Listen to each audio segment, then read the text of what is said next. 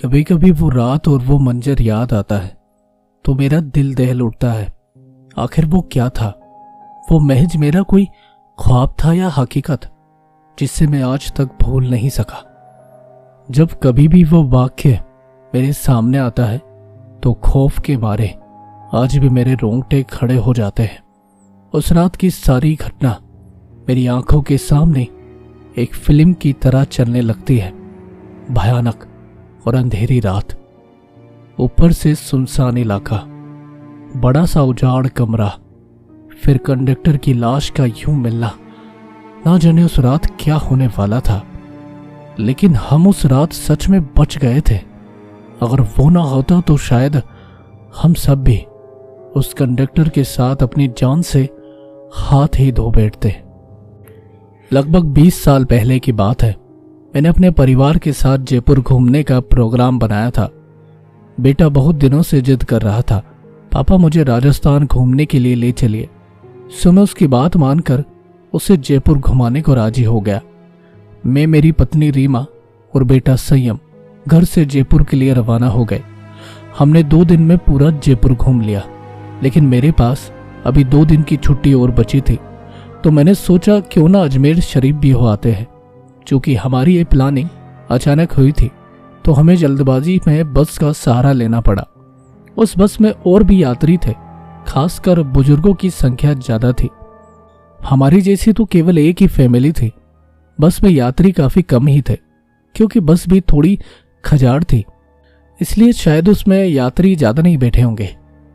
करीब रात के 8 बजे बस अपने गंतव्य की ओर रवाना हो चली। हम तीनों अपने अपनी सीटों पर टेक लगाकर बैठ गए। संयम तो सो गया था, लेकिन मुझे और रीमा को बीच बीच में हल्की हल्की झपकी सी आ जाती। एक तो वीरान और अनजानी जगह, ऊपर से खजाड़ बस। मुझे तो अनकंफर्टेबल लग रहा था। ड्राइवर को भी शायद बहुत जल्दी थी, इसलिए वो भी बस को तेज रफ्तार में भगाए चला जा रहा था। अंदर से डर भी लग रहा था कि कहीं वो बस को ठोक ना दे, क्योंकि अंधेरा घना था। साथ में सुनसान सड़क के किनारे जिन पर ना कोई घर दिख रहा था, और सड़क पर भी इक्का दुक्का वाहन ही दिखाई दे रहे थे। कुछ बुजुर्गों ने ड्राइवर को टोका भी कि बस की रफ्तार जरा धीमी करो। कुछ समय तक तो उसने बस को धीमी रफ्तार में चलाया, लेकिन फिर कुछ ही देर बाद उसने फिर से बस की रफ्तार बढ़ा दी। एक बुजुर्ग ने फिर से उस ड्राइवर को टोका, बस की रफ्तार को कम करो, लेकिन मना करने के बावजूद फिर से ड्राइवर ने रफ्तार बढ़ा दी। तब ड्राइवर ने जवाब दिया कि अंकल जी, जो मैं कर रहा हूं वो बिल्कुल ठीक कर रहा हूं।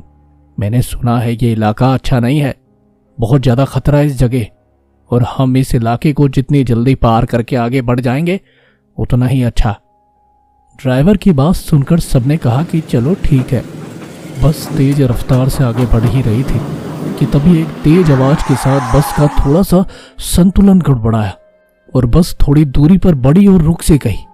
अब सब परेशान से हो गए कि अचानक ये क्या हो गया। इतना खतरनाक इलाका और बस का रुकना, किसी का भी जी डर जाएगा। ड्राइवर ने अपनी टॉर्च जलाई, बस के नीचे उतरा और उसने देखा कि आखिर बात क्या है। कुछ देर के मुआयने के बाद उसे पता चला कि बस के पीछे की ओर के दोनों पहिए पंचर हो चुके हैं और बस में एक्स्ट्रा पहिया भी नहीं है जिससे उसकी मरम्मत हो सकती। अब क्या किया जाए? सभी सोच में पड़ गए। रेतीली अनजान जगह, अमावस की गहरी काली रात, जंगली जानवरों का डर और बस का यूं खराब हो जाना, सबके तो जैसे होश ही खस्ता हो गए थे कि अब क्या किया जाए और क्या ना किया जाए। किसी को कुछ भी समझ में नहीं आ रहा था। कुछ लोगों ने तय करा कि हम बस में ही सो जाते हैं और बस के सारे कांच बंद कर लेते हैं, मगर आखिर कब तक हम लोग बीच रास्ते में बस को ऐसे टिकाए खड़े रहते, और बस में तो शायद नींद भी बामुश्किल ही आने वाली थी। तभी कंडक्टर को थोड़ी दूर एक रोशनी दिखाई दी। उसने सबसे कहा कि देखो, वहां रोशनी दिखाई दे रही है, हो सकता है कि वहां कोई गांव हो, चलो सब वहां चलते हैं, शायद रात भर के लिए कोई सही जगह मिल जाए। अगर एक कोठरी भी मिल गई तो सब वहां एक साथ बैठकर रात तो गुजार ही सकते हैं। सब कंडक्टर की बातों से सहमत हो गए। ठंड भी कमाल की थी। सबने अपना अपना सामान उठाया और चल पड़े उस रोशनी की ओर। जैसे ही हम सब उस रोशनी के नजदीक पहुंचे तो हमें एक बहुत बड़ी सी कोठरी दिखाई दी, जिसे देखने से ही लग रहा था कि वो कोई बहुत पुरानी सराय है जहां भूले भटके मुसाफिर ही रुकते होंगे। सब कोठरी के दरवाजे के बाहर खड़े हो गए। ड्राइवर ने हिम्मत करके दरवाजे की सांकल खटखटाई। एक बहुत ही बूढ़े व्यक्ति ने दरवाजा खोला। उसने सिर पर एक बड़ी सी पगड़ी पहनी थी। गले में पुराने जमाने का कोई आभूषण भी था। अजीब से कपड़े पहन रखे थे उसने। ऐसा लग रहा था जैसे कि उसे ठंड ही ना लगती हो, क्योंकि वो धोती कुर्ते में ही था। पैरों में पुराने जमाने की ऊँट के चमड़े की बनी मोजड़ी पहन रखी थी बस, और हाथ में एक बड़ा सा लठ ले रखा था। वो और उसका पहनावा बड़ा ही अजीब था। तभी कंडक्टर ने बड़ी हिम्मत करके कहा, ताऊ सा, बस पंचर हो गई है। हम सबको रात गुजारने के लिए अगर आपकी कोठरी में थोड़ी जगह मिल जाती तो बड़ी मेहरबानी होती। उस कोठरी के मालिक बोले, अरे डरने की कोई बात ना है। ये सराय तो मैंने भूले भटके मुसाफिरों की मदद करने के लिए ही बनाई है। मैं चौधरी सुमेर सिंह और मारी घरवाली दन्नो मुसाफिरों का ख्याल रखते हैं साहब। आप सब लोग भीतर पधारो, जो हम दोनों से बन पड़ेगा हम मदद कर देंगे। कंडक्टर बोला, बहुत बहुत धन्यवाद ताऊ सा, बड़ी मेहरबानी जो आज इस अनजान जगह में आप हमारी मदद करने को राजी हो गए।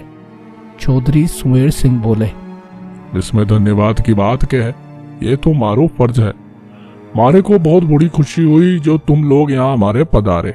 यारा पानी से भरा मटका इस बड़ी सी डलिया में पूड़िया रखी है, और उस बड़ी सी बटोली में आलू की तरकारी होगी। ये रही पतले, और आप सब अपना खाना परोस लीजिए जी साहब। सारी महिलाएं तो पहले दन्नों के पास चली जाए और पुरुष मेरे साथ आ जाए।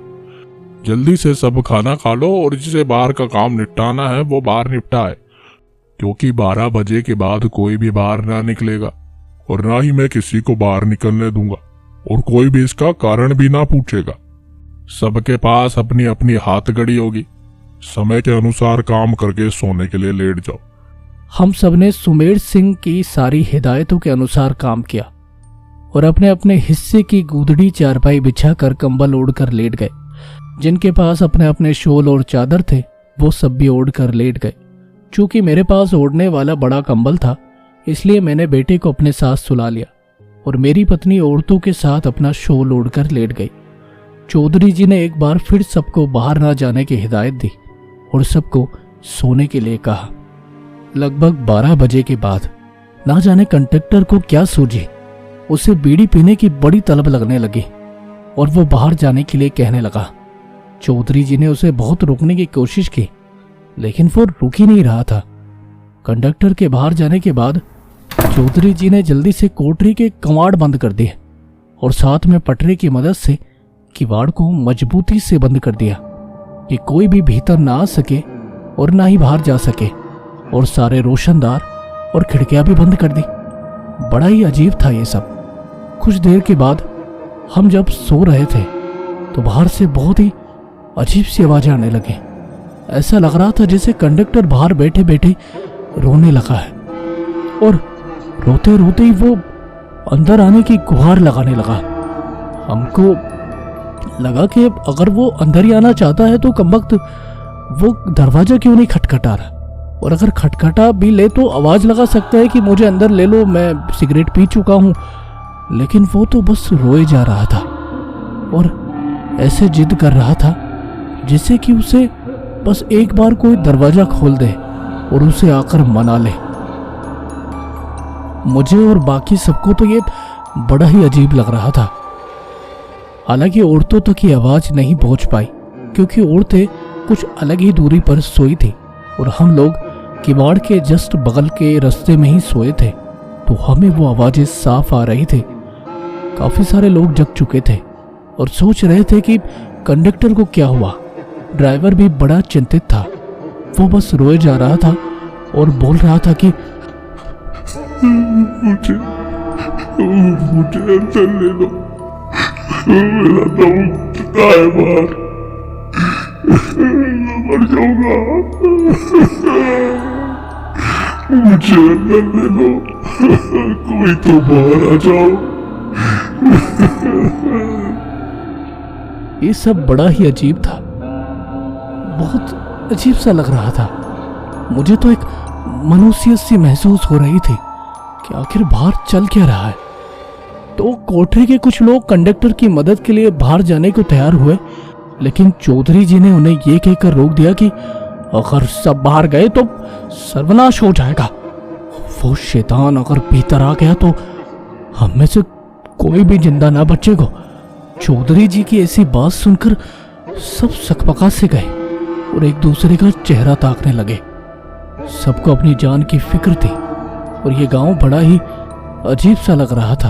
यहाँ का माहौल अब हमारी सराय में भी एक मनुष्य सी छा गई थी। वो काफी देर तक बाहर बैठा रोता रहा और फिर ना जाने कब वो चुप हो गया। चौधरी जी ने कहा कि सब अपनी अपनी जगह पर लेट जाए और उनकी बात मानना हम सबकी मजबूरी थी। हम लोगों ने वही किया जो चौधरी जी ने कहा था। कुछ घंटों बाद बाहर से आ रही रोने की आवाजें एकदम शांत हो गई। समझ में नहीं आ रहा था कि कंडक्टर इतना शांत क्यों हो गया है। हमें तो लग रहा था जैसे कि वो शायद कोई नशा पता कर रखा था। शायद उसने बीड़ी सिगरेट में कुछ ऐसा पदार्थ मिलाया हो जिससे कि उसे अजीब से हेल्यूसिनेशंस और अजीब ही लग रहा था। हमें लगा कि वो शायद नशे में ही बाहर सो गया है और हम सब लोग भी अच्छे से सो गए। हमें भी उसकी फिक्र ना रही। हम सब सुबह जगे तो वहां का मंजर देखकर दंग रह गए। हम सब ने सोचा था कि सुबह उठकर चौधरी साहब से हम पूछेंगे कि आखिर कौन सा शैतान और किस शैतान की वो बात कर रहे थे और ये सब क्या था जो उन्होंने अचानक से इतना दरवाजा बंद कर दिया और सराय की खिड़कियां तक बंद कर दी थी। लेकिन जब हम लोग वहां पर उठे तो हम सब सराय में नहीं बल्कि रेत पर लेटे थे और वहां से कोठरी गायब थी। जो कंबल जो बिस्तर हमने बिछाए थे वो सब भी गायब थे। चौधरी जी का दिया हुआ कोई भी सामान हमारे पास नहीं था। ये बहुत ही अचंभित करने वाली बात थी। हम सब जब हड़बड़ाहट में इधर उधर देखने लगे तो दिखाई दिया कि वहां पर एक चबूतरा था और वहां 2 समाधियां बनी थी जिन पर चौधरी सुमेर सिंह और धन्नो सिंह लिखा था। हम सब ये देखकर हैरान थे कि आखिर रात को जो हुआ था वो ख्वाब था या हकीकत।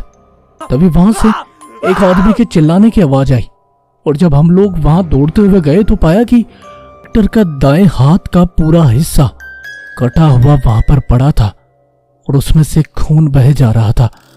ये सब क्या था? मतलब कंडक्टर की पूरी बॉडी वहां पर नहीं थी, बस दाएं हाथ का पूरा हिस्सा पड़ा था और उसके ड्रेस का वो टुकड़ा जो उसने पहना था। सब लोग बहुत परेशान हो गए। एक अजीब सी मायूसी सबके चेहरों पर आ गई कि आखिर रात को हुआ तो हुआ क्या? क्या चौधरी सुमेर सिंह ने ही उसको मार दिया है और हम सबको बाहर नहीं जाने दिया? क्या सुमेर सिंह शैतान था या फिर ये सब क्या था? कंडक्टर की बाकी बॉडी कहाँ गई? हम सब लोग ये सोच ही रहे थे कि तभी वहां से एक चरवाहा अपनी भेड़ों के साथ निकल रहा था।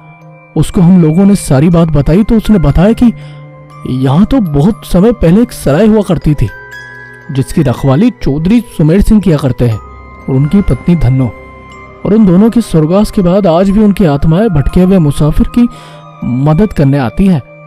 इस इलाके में बहुत ही अजीब आत्माएं रहती है साहब, जो लोगों का कत्ल कर देती है। मतलब उनकी बॉडी के टुकड़े, बस टुकड़े ही मिल पाते हैं। उसकी बात सुनकर हम सभी कंडक्टर के कटे हाथ की ओर निहारने लगे।